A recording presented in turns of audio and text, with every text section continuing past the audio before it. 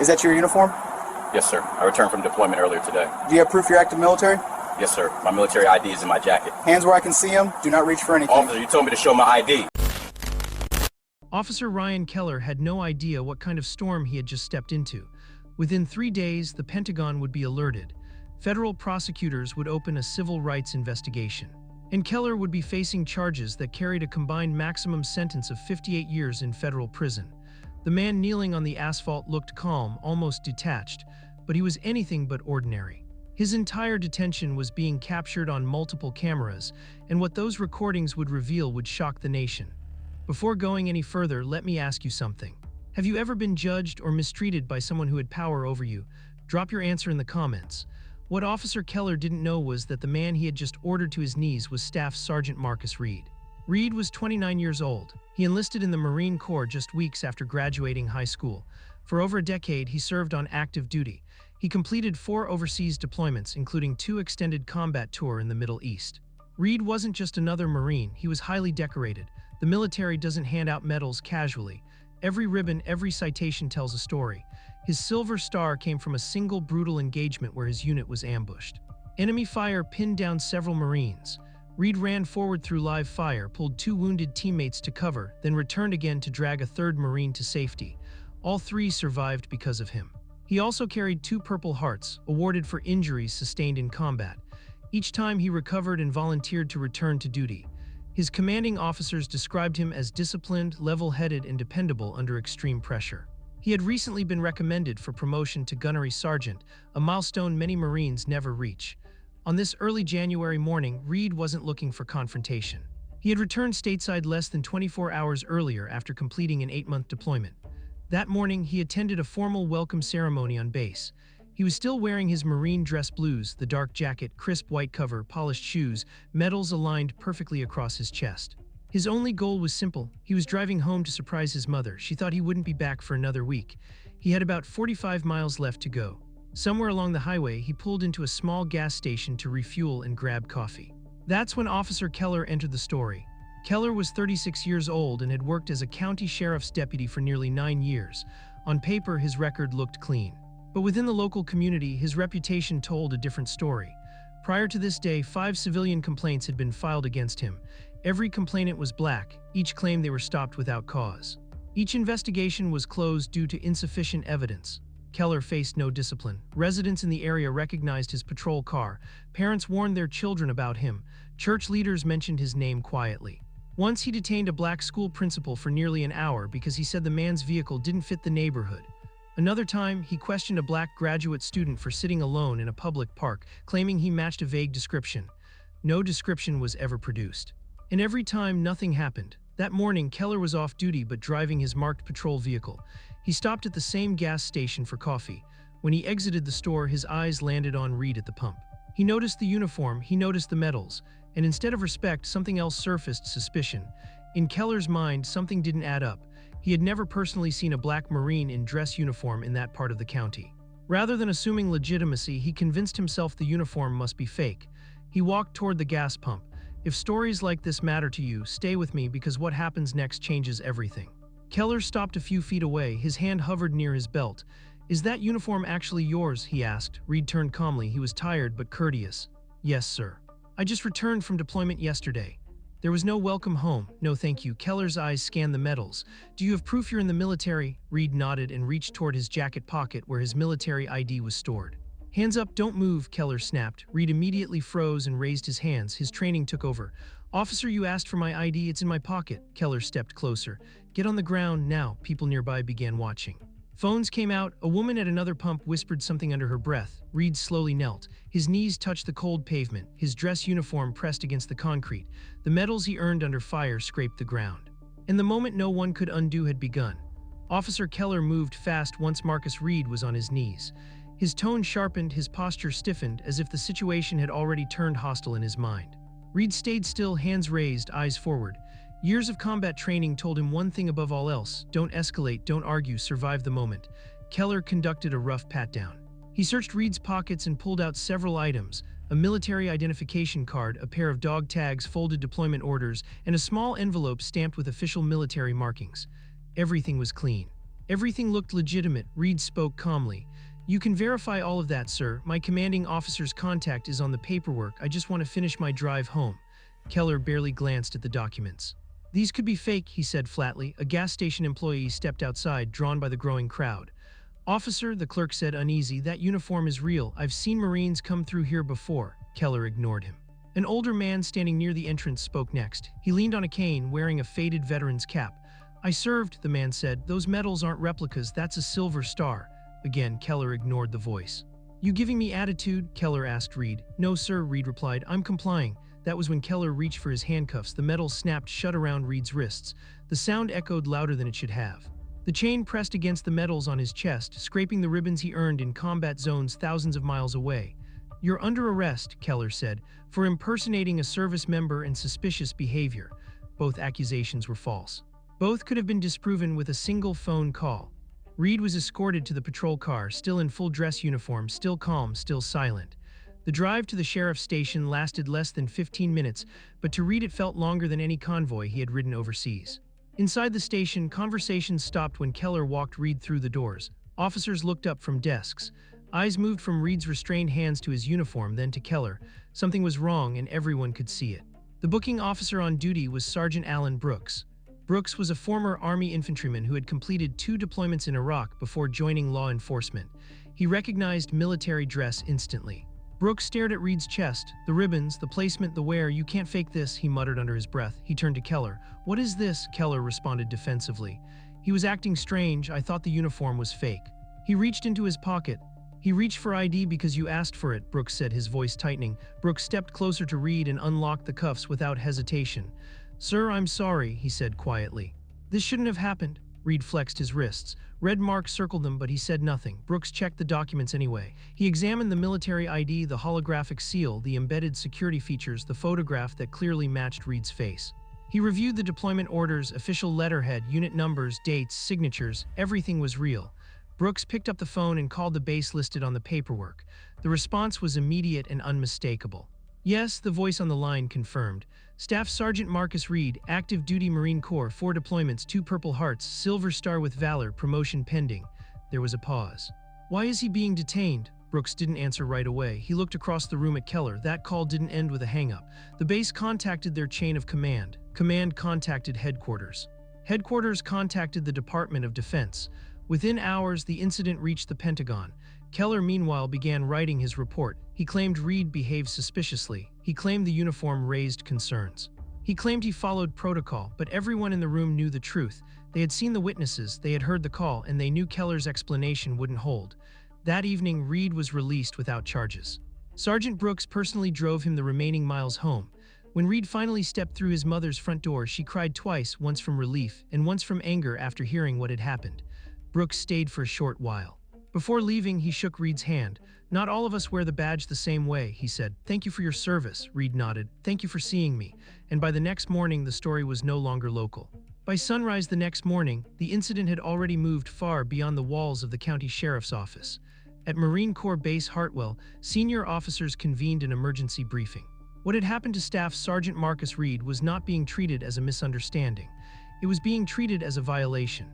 Reed's commanding officer, Colonel Thomas Avery, canceled his schedule and boarded the first available flight. By mid-morning, he stood behind a podium inside a packed press room just outside Atlanta. Cameras lined the walls. Reporters filled every seat. Avery held up a thick service file. This Marine, he said, voice steady, has served his country with honor for over 10 years. He has completed 4 combat deployments. He has been wounded twice in the line of duty. He received a Silver Star for risking his life to save fellow Marines under direct enemy fire. The room was silent.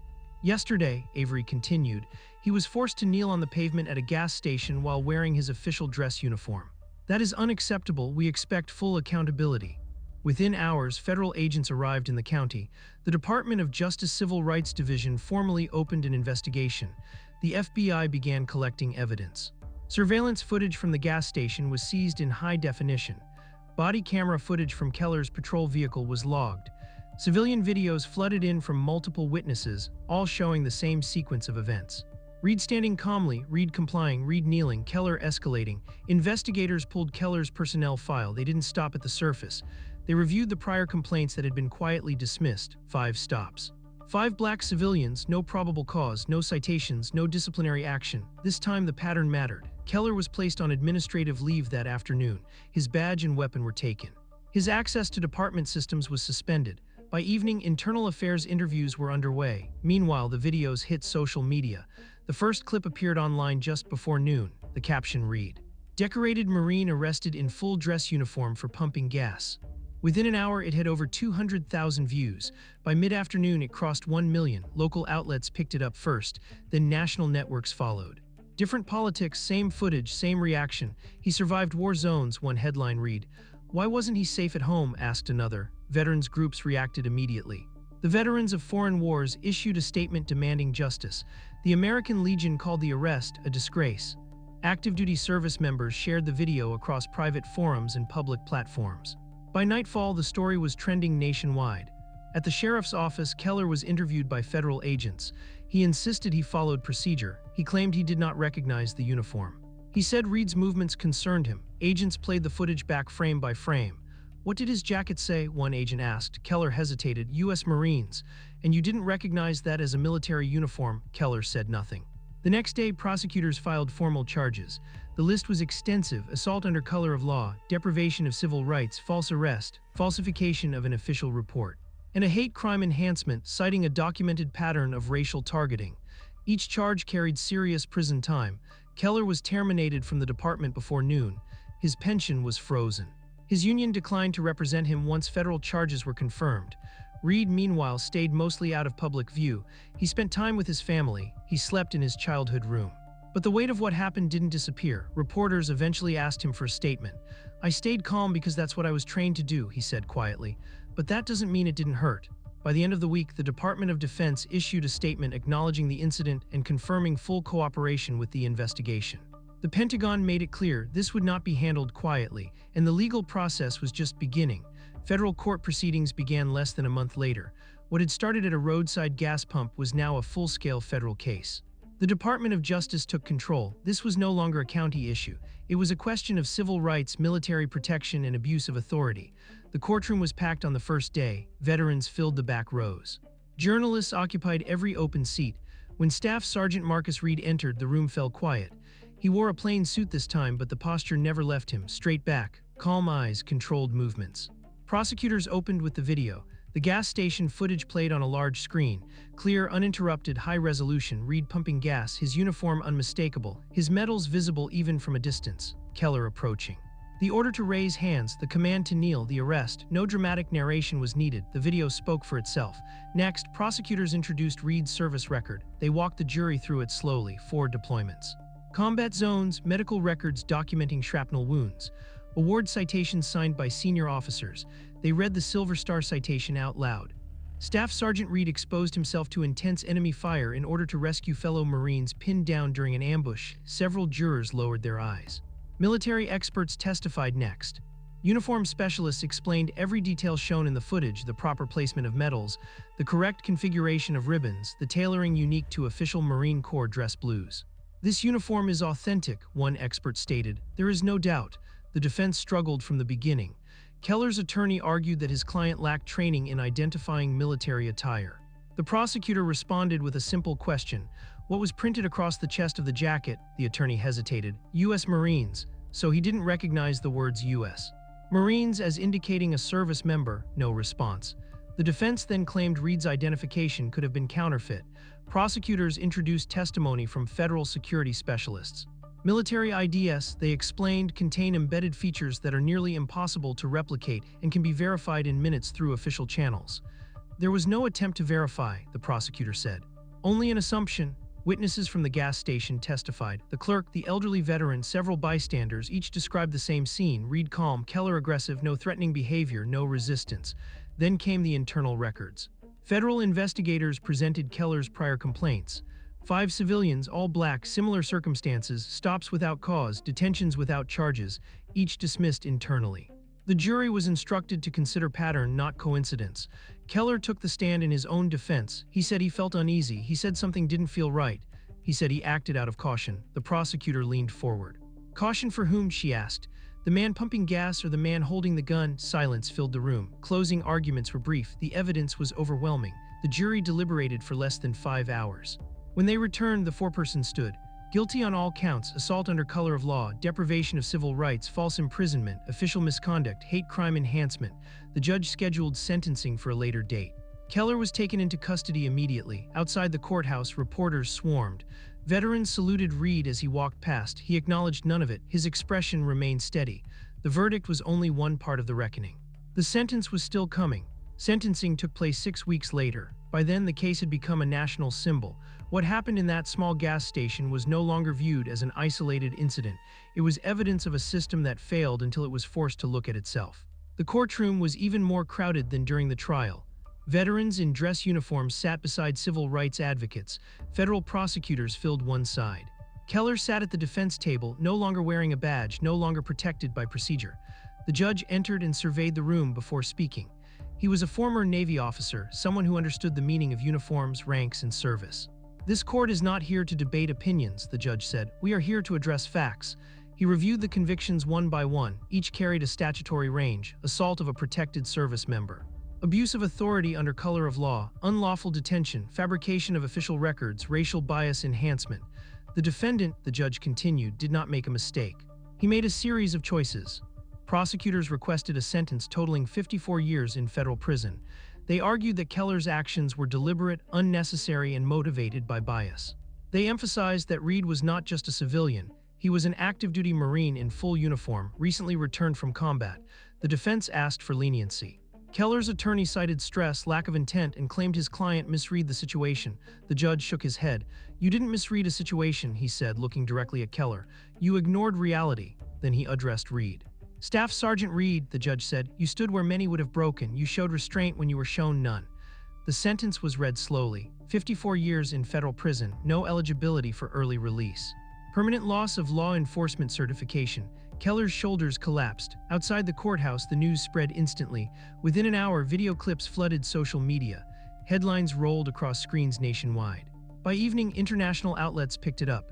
European and Middle Eastern networks aired the footage, framing it as a civil rights case with global implications. Online reactions were immediate and emotional. He survived combat. He wasn't safe at home. Service didn't protect him. If this can happen to him, it can happen to anyone.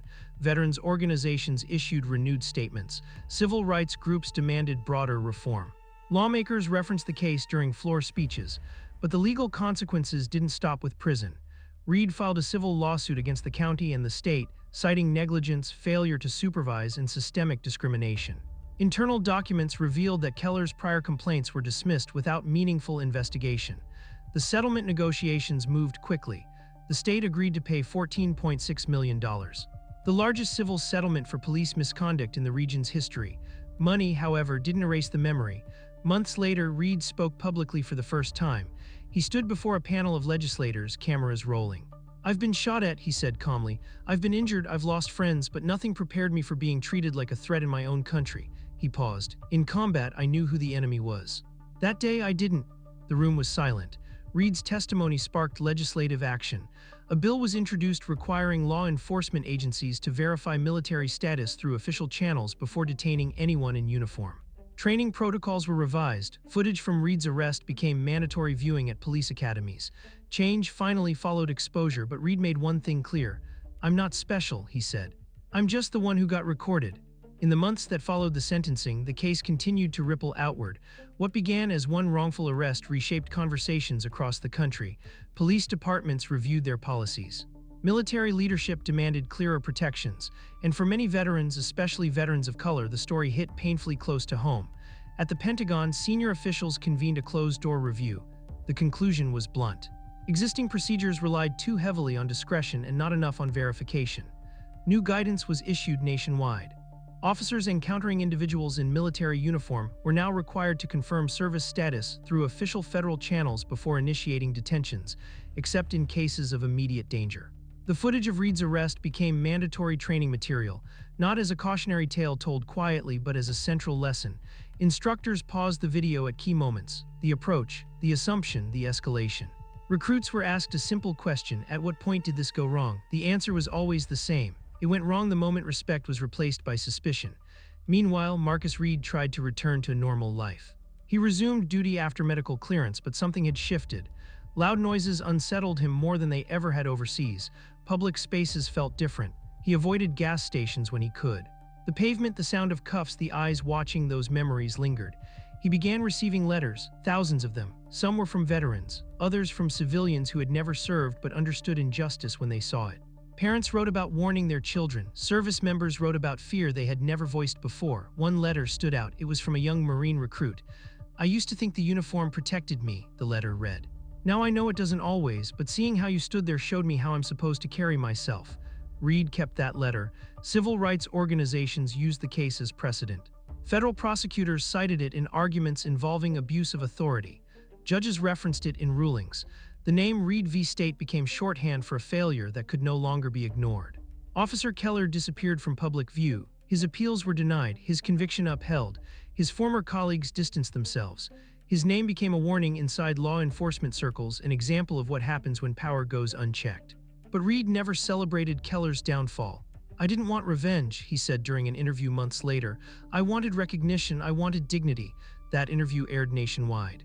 "I wore that uniform because I believed in what it stood for," Reed continued. "Equality, protection, accountability, I still believe in those things, that's why this matters." His words reached Congress. A bipartisan group of lawmakers invited Reed to testify. The hearing room was filled to capacity. Cameras captured every moment. Reed spoke without notes. "I came home from war thinking I was safe," he said. "I was wrong. And I know I'm not the only one." He described the arrest in plain terms, no anger, no theatrics. "I was 45 miles from my mother's house," he said.